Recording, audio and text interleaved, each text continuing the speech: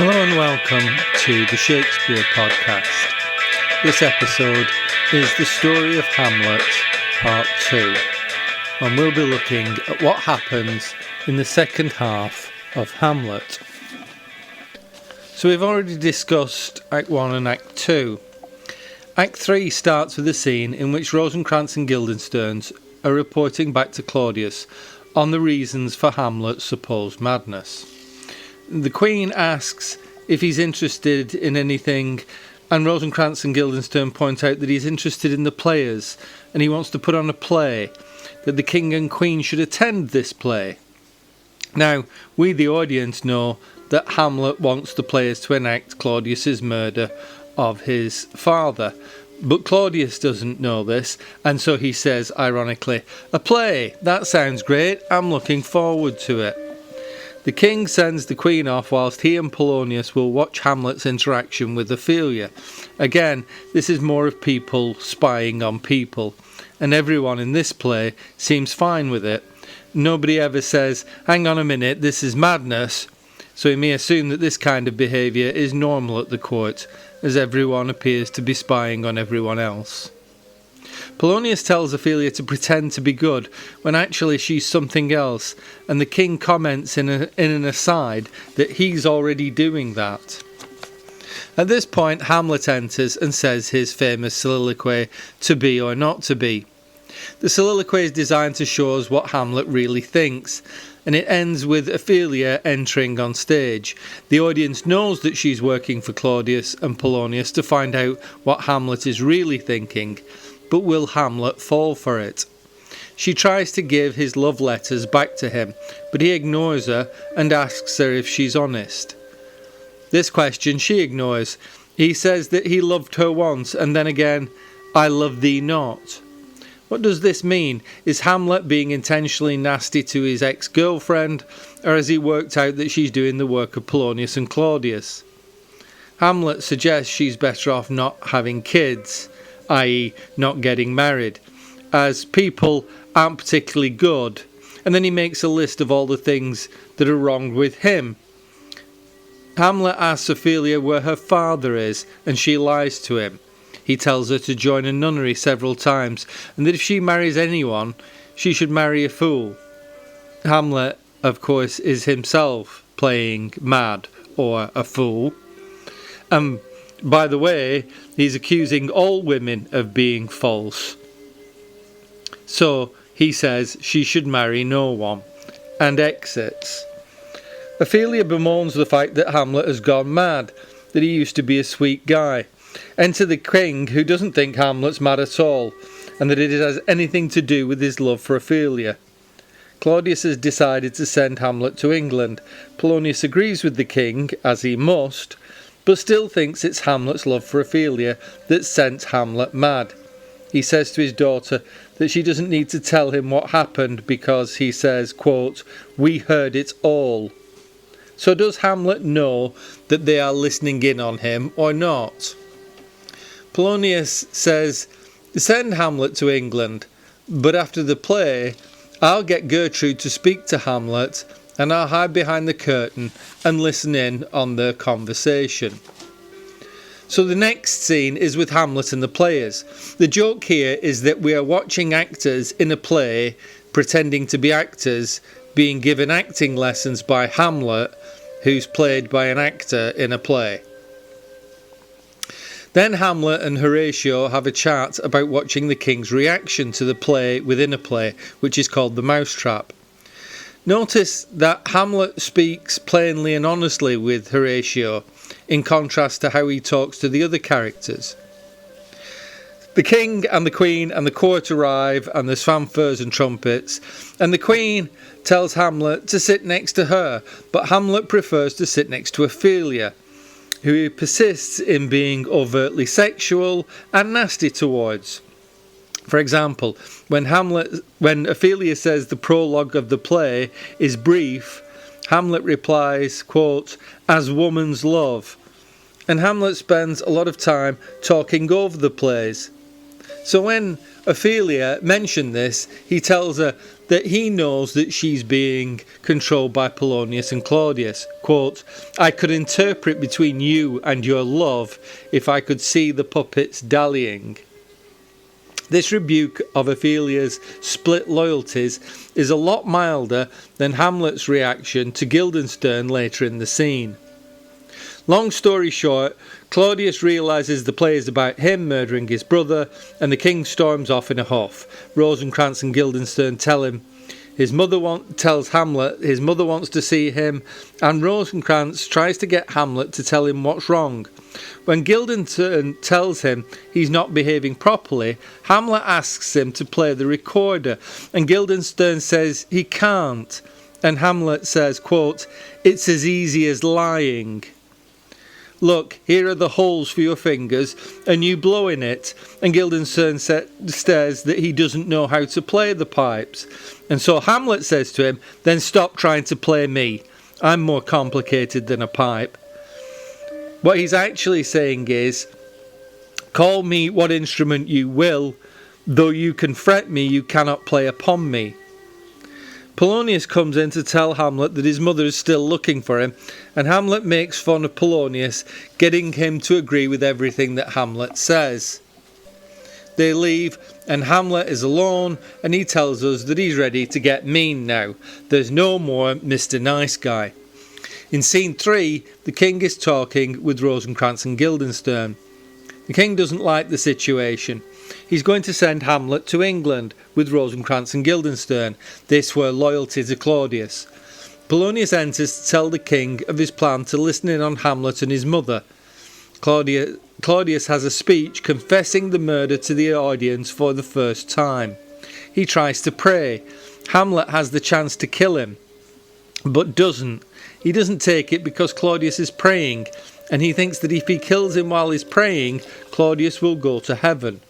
The irony is that Claudius gets up off his knees to say that he can't pray anymore because he's guilty of murder. So in the next scene, Polonius tells Gertrude he's going to hide behind the curtain. Hamlet appears. He doesn't know about Polonius, but we do, and we know that Gertrude knows. So Hamlet starts by talking to his mother. There's a commotion. Hamlet draws his sword, Gertrude screams, Polonius calls for help, and Hamlet kills him behind the curtain, thinking that it's Claudius the king. Unfortunately, it's not the king, it's only his girlfriend's dad. Oh dear, what a mistake. Killing Polonius seems to focus Hamlet's mind somewhat. When his mother says to him, "What have I done, that thou durst wag thy tongue in noise so rude against me?"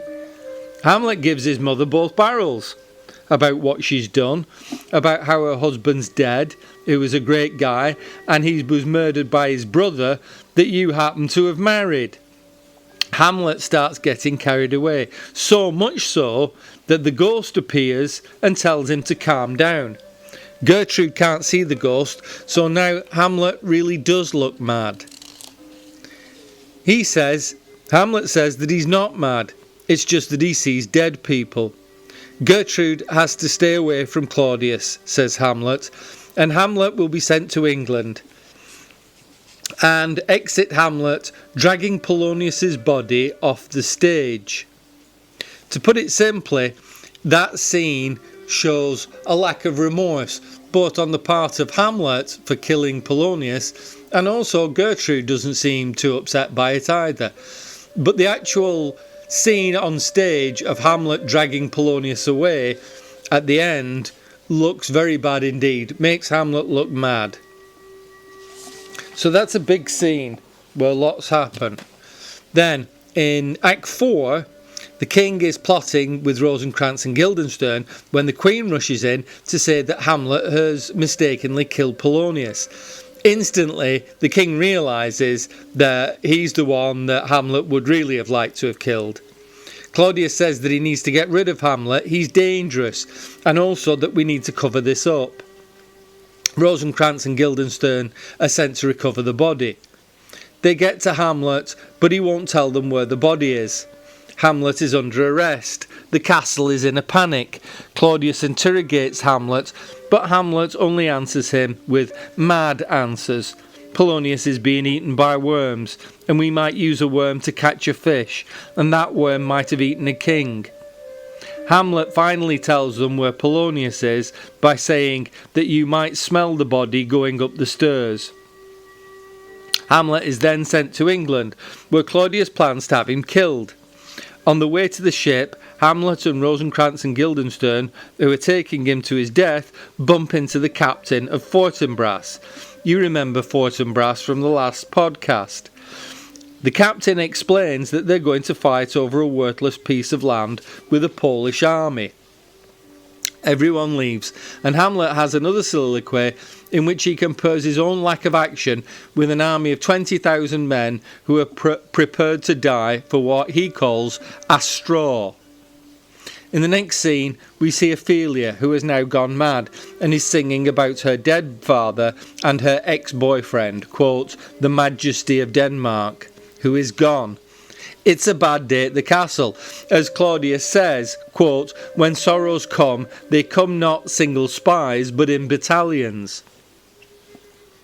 Then Laertes arrives, demanding to see his father. There's a suggestion here that Laertes has whipped up a crowd, a mob, that might overthrow Claudius and take the throne for himself. And Laertes is quite happy to threaten everybody who has been involved in his father's murder. But Claudius senses that there's an advantage here, and he confronts Laertes, who, unlike Hamlet, wants his revenge now, and says that he'll, quote, not be juggled with. Claudius asks if Laertes will do anything to get his revenge, and Claudius is just as upset as Laertes over Polonius' death. And then, in the middle of Claudius trying to win Laertes over, Ophelia turns up, and Laertes gets even angrier because Ophelia is mad, and Claudius tells Laertes that he's every right to be angry, and he'll help him get his revenge. Hamlet, you see, is the problem, and Claudius is going to help Laertes get his revenge on Hamlet. In the next scene, Hamlet's bound for England. His ship gets raided by pirates. Yes, pirates. Finally, it's the end of Act 4 and we get pirates, who take Hamlet hostage and bring him back to Denmark. Cut to the king and Laertes. They're now best friends, talking about what Claudius did after Hamlet killed Polonius. Why didn't Claudius have Hamlet executed? And Claudius does what any man would do in this situation. He blames his wife. It's his mother, you see. She dotes on him. Plus, says Claudius, you've got to consider that Claudius has his own affection for his nephew. Enter the messenger with a letter from Hamlet saying, I'm coming home. Claudius says to Laertes, can you advise me? i.e., what should I do? The king asks Laertes, will he help him in a plan to kill Hamlet? And Laertes says that he will if he gets to kill Hamlet himself.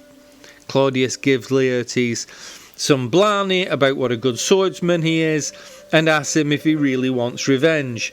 Notice Claudius's description of revenge delayed sounds a lot like Hamlet. Claudius's plan is to organise a duel between Laertes and Hamlet, in which Laertes accidentally kills Hamlet. Laertes has a better idea and says he'll dip his sword in a poison, so if he just scratches Hamlet, it'll kill him. And, on top of that, they also have a backup plan whereby there'll be a cup on a table with poison in it that Hamlet will drink if plan A fails. Then the Queen arrives to tell Laertes that his sister has drowned. She fell into the river by accident and was too mad to realise the danger she was in, and her big dress got wet and heavy and dragged her down to, quote, a muddy death. Laertes is now super mad and exists, and Claudius turns to Gertrude and says, quote, how much I had to do to calm his rage. In other words, you wouldn't believe how angry he is. I'm worn out from trying to get him to calm down. Let's get out of here. So with Act 5 on the horizon, Hamlet has murdered his girlfriend's dad and his girlfriend has drowned. There are several plots to kill him, and Hamlet arrives back home to find that he's not welcome. And then things start to go downhill. Act 5 opens in a graveyard, and it's a comedy scene about death and about scripture and about law. We understand as the audience that they're preparing for Ophelia's funeral, something which Hamlet doesn't get yet. But the joke, of course, is on us. Who builds stronger than a house? Why, the man who builds the gallows, for the gallows outlives 1,000 tenants. And the grave maker builds better than the mason because his house lasts forever. Enter Hamlet and Horatio, who continue this banter of death as Hamlet discusses who the bones might have belonged to that are in the graveyard. Hamlet and the gravedigger have a joke over whose grave he's digging, and the gravedigger talks about Hamlet being mad and sent to England, where nobody'll notice that he's mad because, well, they're all mad in England. They find Yorick's skull, the old court jester who Hamlet remembers, which leads Hamlet to speculate on what happens to famous people after they die. Alexander the Great's remains might be used to put a cap on a beer barrel. Julius Caesar's remains might be used to plaster a wall. Enter the king, the queen, Laertes and courtiers, and at this point Hamlet realises that it's Ophelia's funeral. Gertrude tells us that she'd hoped that Ophelia would have been married to Hamlet, which is the first time we've heard about this. Laertes, overcome with grief, jumps in the grave and asks to be buried with his sister. Hamlet turns up and says, "Well, what's going on here then?" Laertes gets out of the grave and attacks Hamlet. There's a scuffle, they're separated, and Hamlet tells Laertes that he loved Ophelia more than Laertes did, and Hamlet exits. Claudius sends Gertrude to go and talk to Hamlet, and then says to Laertes, "Don't worry, have some patience, we've got our plans ready." Hamlet tells Horatio and the audience that whilst on the ship to England he found a letter in Rosencrantz and Guildenstern's possession telling the King of England to execute Hamlet on his arrival in England. But Hamlet switches the letter for another one telling the King of England to execute Rosencrantz and Guildenstern instead. So Horatio says, in that case we need to move quickly before the King of England tells Claudius what he's done and everything becomes apparent. Claudius will know what's going on. And then there's another comic scene in which a courtier called Osric issues the challenge of a duel with Laertes to Hamlet. And a lord comes in and asks Hamlet when he would like the duel to begin, and Hamlet says, "Right here, right now," or something very like that. And so we get the final fight scene, like the dance-off in a movie. Hamlet and Laertes exchange pleasantries in the manner of a formal duel. They check out the swords. There's a bit of banter, like boxers at a weigh-in. The king announces the rules like they do in a WWF fight.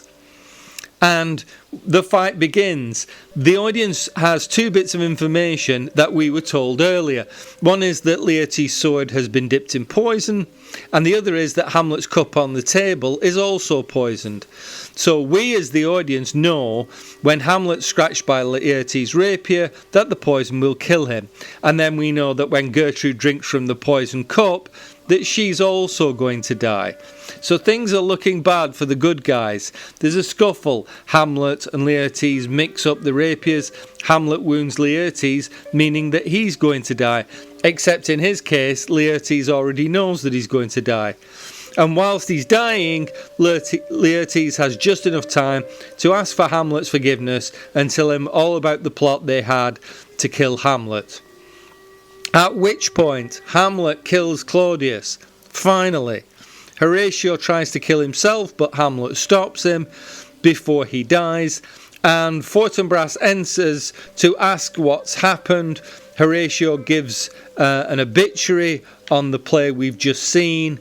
and Fortinbras calls for Hamlet's body to be carried out like the royal soldier he undoubtedly was.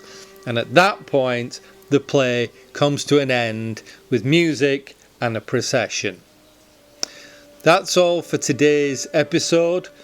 I hope you've enjoyed the Story of Hamlet Part 2, that you will like and subscribe to the channel, and we will see you next time.